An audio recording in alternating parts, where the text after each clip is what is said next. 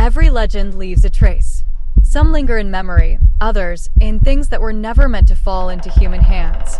In the Myths Belief Store, you'll find artifacts, talismans, and relics steeped in the darkness of ancient faiths. Enter if you dare to touch what is forgotten and terrifying. Link in the description.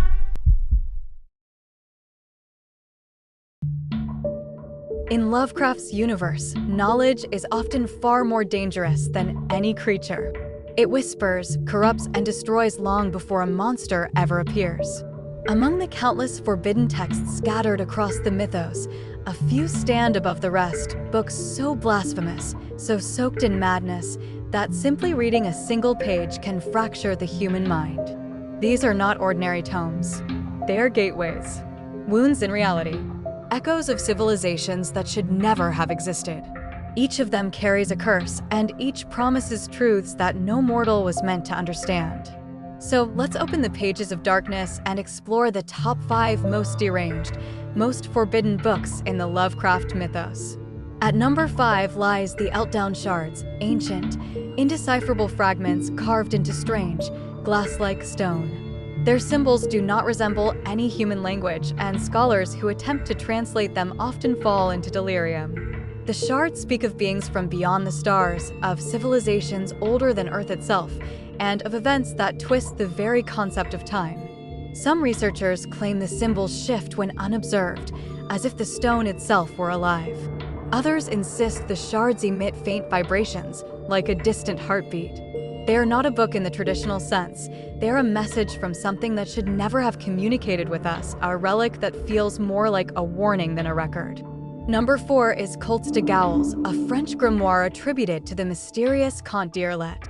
This book chronicles necromantic rites, cannibalistic cults, and the unspeakable practices of those who worship the creatures lurking beneath the earth. Its pages drip with depravity, describing rituals that blur the line between life and death. Some passages are written in a feverish, almost ecstatic tone, as if the author were documenting revelations rather than atrocities. Rumors claim that certain copies of the book contain pressed skin instead of parchment, and that reading it aloud can attract things that crawl in the dark. Cultes de Gaules is not merely disturbing, it is a manual for abandoning humanity altogether. Number 3 brings us to the Book of Iban, a relic from the ancient, frozen land of Hyperborea. Written by the sorcerer Iban himself, it contains spells, dimensional gateways, and accounts of dealings with gods like Tsathoggua. The book reads like a travelogue through nightmares, journeys into other realms, encounters with shapeless beings, and instructions for magic that bends reality. Some chapters describe landscapes that defy geometry, while others detail rituals requiring substances no longer found on Earth. The Book of Iban feels less like a record of the past and more like a survival guide for worlds that should not exist. It is a treasure trove of forbidden power, and precisely because of that, it is one of the most dangerous texts ever created.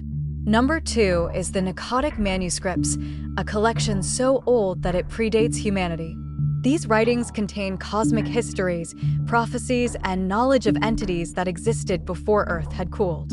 The manuscripts reveal truths about time, space, and the universe that the human mind is not built to comprehend.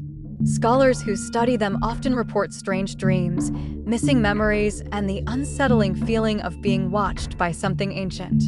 Some claim the manuscripts rearrange themselves, presenting different passages depending on the reader. Others insist the text whispers when touched. The Necrotic Manuscripts do not simply inform, they awaken, and what they awaken may not be entirely human. And finally, number 1, the Necronomicon, the most infamous book of forbidden lore ever imagined. Written by the mad poet Abdul Alhazard, it contains rituals, incantations, and descriptions of the Great Old Ones. It is a catalog of cosmic horrors, a guide to summoning forces that should remain forever asleep. Some versions are said to be incomplete, others deliberately altered, and a few so dangerous that entire libraries have sealed them away. The Necronomicon is not just a book, it is a doorway, and those who open it rarely return unchanged. Its very name has become synonymous with madness, and even fictional references to it carry a strange, lingering dread. These cursed tomes have seeped into pop culture just as deeply as Lovecraft's monsters. Echoes of the Necronomicon, the Narcotic Manuscripts, or the Book of Ibon appear in games like Bloodborne, Eternal Darkness, Call of Cthulhu, Skyrim, Quake, and The Secret World. Films such as The Evil Dead, In the Mouth of Madness, The Void, and Color Out of Space borrow heavily from the idea of forbidden knowledge that warps reality. Even modern comics, tabletop RPGs, and board games from Hellboy to Arkham Horror continue to draw from these blasphemous texts. Lovecraft's books may be fictional, but their influence is very real.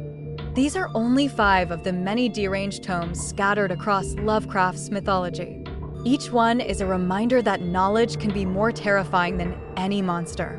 Now tell me, which of these books would you dare to open? And which one should appear in the next ranking? If you enjoyed this episode, leave a like, subscribe to the channel, and let me know in the comments what the next video should explore.